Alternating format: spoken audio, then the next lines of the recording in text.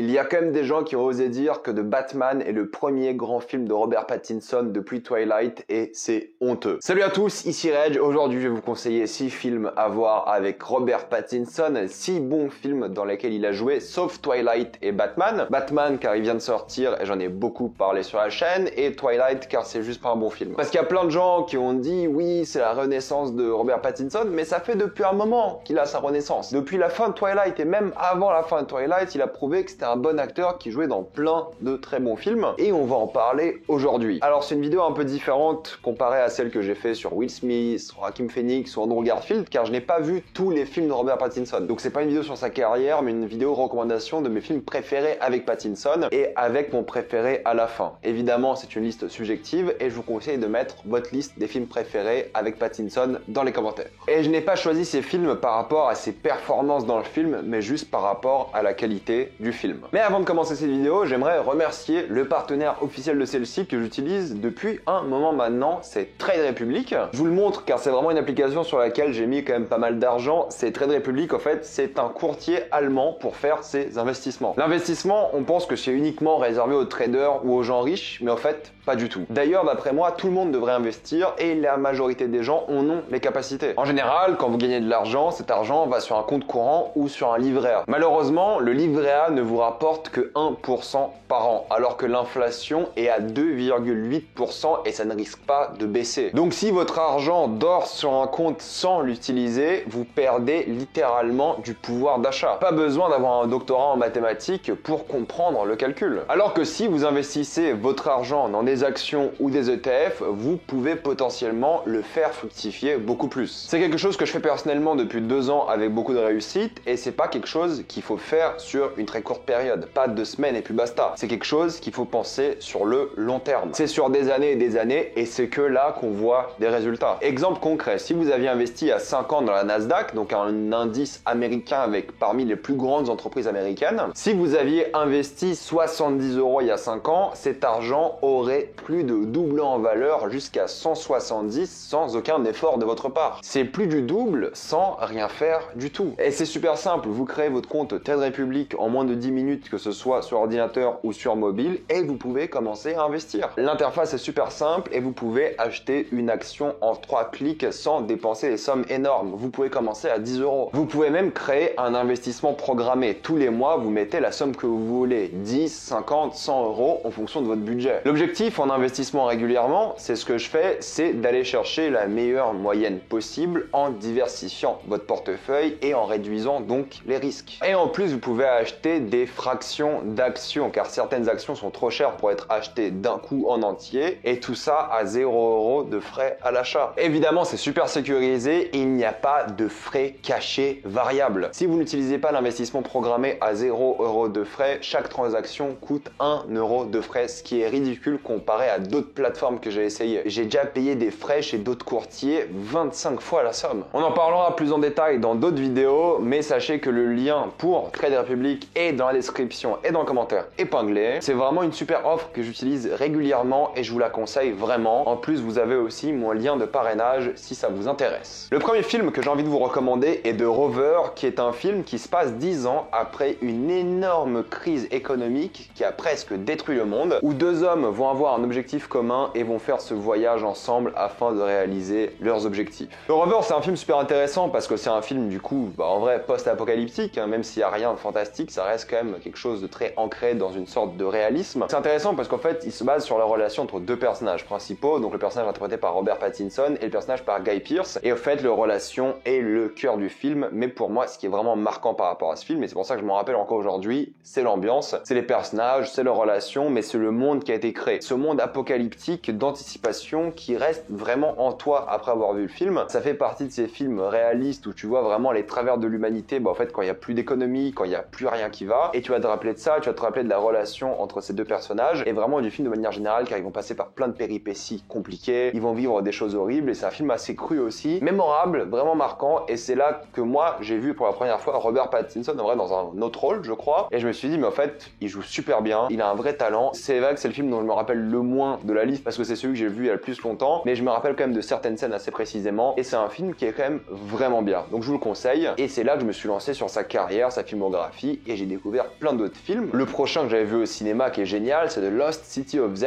C'est l'histoire de plusieurs hommes qui vont partir en expédition en Amérique latine afin de découvrir le Eldorado. Est-ce qu'ils vont y arriver ou pas? C'est une histoire sur plusieurs générations et c'est une vraie expédition d'aventure. J'ai adoré The Lost City of Z, je crois que j'en avais parlé à l'époque sur la chaîne ou je ne sais plus, mais c'est vrai que c'est un film qui m'a beaucoup plu, c'est James Gray qui réalise. C'est un film assez lent, mais c'est une vraie aventure, une vraie expédition. Mais c'est pas une aventure d'action en mode blockbuster, c'est plus contemplatif, c'est plus existentiel parce qu'on se demande vraiment pourquoi est-ce que ces personnages-là veulent aller là-bas. Quel est le but au fait? Qu'est-ce qui les motive? Ils ont une famille, des enfants, pourquoi y aller? Robert Pattinson, il a pas le rôle principal, même s'il a un rôle assez intéressant et vraiment bon. C'est Charlie Hunnam qui porte le film, il y a aussi Tom Holland par exemple, c'est pour ça qu'il y a plusieurs générations. Le film est porté par ce trio-là, c'est vrai, mais le film est cool parce que c'est vraiment une aventure dans des environnements horribles, face à des indigènes, des bestioles horribles, et au fait, c'est vraiment, quel est le but de cette aventure? C'est ça la vraie question, et c'est pour ça que ce film est vraiment bon, c'est qu'il pose des questions vraiment intéressantes de ce point de vue-là, et vraiment, je m'en rappelle énormément. C'est une aventure, faut se poser, c'est puissant, c'est émouvant, c'est vraiment un super film, et si vous ne l'avez pas vu, franchement, foncez. Moi, je me rappelle, c'était l'une de mes plus belles séances cinéma. J'étais vraiment emporté par ce monde. Un autre film où là, Pattinson brille vraiment car il a le rôle principal, c'est le film Good Time, l'histoire de deux personnes qui, suite à un braquage, vont être un peu dans les bas-fonds de la ville et vont être poursuivis et vont devoir s'échapper. C'est un film intéressant, c'est un film des frères Safdie, c'est un film un peu peut-être plus lent, un peu plus peut-être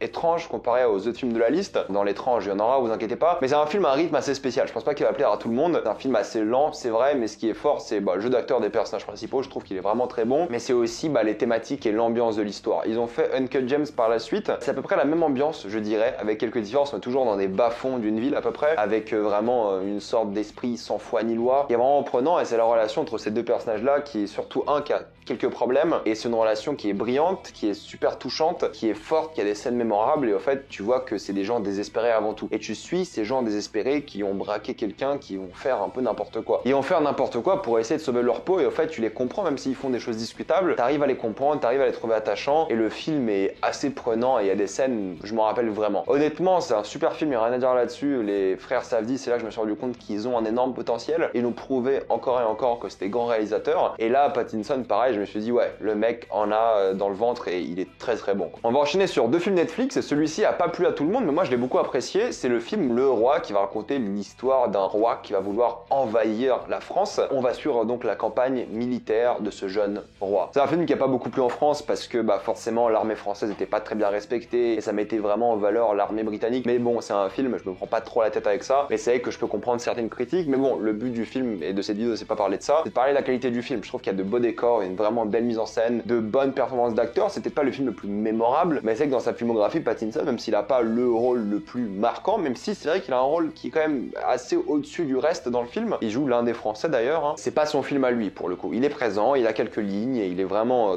à fond dans son personnage, mais c'est pas son film à lui, c'est vrai, c'est le film de Timothée Chalamet. Mais j'aime beaucoup les combats, je trouve que c'est un film aussi assez contemplatif, il y a certaines scènes vraiment cool, il y a pas mal de politique. C'est un bon film, après c'est que c'est pas le film le plus mémorable de la liste pour le coup, j'avoue, mais franchement il vaut le détour et si vous l'avez pas vu, ça peut vraiment plaire et c'est sur Netflix, donc franchement essayez-le, c'est un bon moment. L'autre film que j'ai envie de vous conseiller, que j'avais beaucoup aimé à l'époque, c'est Le Diable tout le temps, qui est l'histoire aussi générationnelle de plusieurs personnes dans l'Amérique rurale qui vont être face à des gens très prosélytes, mais aussi aux troubles économiques et sociaux de la région et en même temps à leurs démons. Donc c'est ça qui est intéressant avec ce film-là, c'est à quel point il est dense, à quel point il y a beaucoup de choses qui se passent. Un film générationnel avec beaucoup de problèmes, que ce soit sociaux, familiaux, question de religion, c'est là que Pattinson intervient au final. Il joue une sorte de prêtre religieux mais complètement barré et c'est un rôle mémorable pour le coup, un rôle vraiment fun, mais le film est encore très cool. Et encore une fois, c'est pas son film à lui parce que c'est plutôt, je dirais, Tom Holland, l'acteur principal, mais c'est vrai qu'ils ont tous une prestance dans le film et c'est un film qui est assez cool parce que l'ambiance est lugubre. L'ambiance, encore une fois, t'as l'impression qu'il y a ni foi ni loi, c'est un film d'époque. Non, franchement, c'est un super divertissement pour le coup, j'ai vraiment passé un bon moment devant et c'est pas non plus le film avec le plus d'action. C'est pas le but et il cherche pas ça, mais c'est vrai que franchement, vous allez passer un moment vraiment agréable devant. Les deux derniers films que j'ai cités sont très agréables, très divertissants. C'est pas des chefs-d'œuvre absolus, mais c'est vrai que pour moi, ils méritent d'être vus. Pas forcément pour la performance de Pattinson qui est pas très présent, mais pour les films de manière générale. Après, il y a plein d'autres films que j'aurais pu citer comme Harry Potter 4, que moi j'aime bien, mais j'ai préféré citer des films un peu moins connus tout de même. Après, il y a des films que moi malheureusement j'aime pas trop. Remember Me, pas fan du tout. Pour le coup, j'aime beaucoup le réalisateur, mais Cosmopolis et Maps of the Stars, j'ai pas du tout aimé. Mais c'est vrai que je vous recommanderais quand même High Life, qui est assez sympa. Mais mon film préféré avec Robert Pattinson, et vous l'avez sûrement compris, est le film de Lighthouse, qui est l'histoire de deux personnes qui vont être sur une île avec un phare et vont devoir s'occuper de ce phare et ils vont progressivement perdre la tête. J'adore ce film. La première fois que je suis sorti de ce film, j'étais assez perplexe. Je me suis dit ouais, ça passe, j'ai compris ce qu'il voulait dire, mais bon, sans plus. Et au fait, le film n'est jamais sorti de ma tête. Jamais. Vraiment, je me rappelle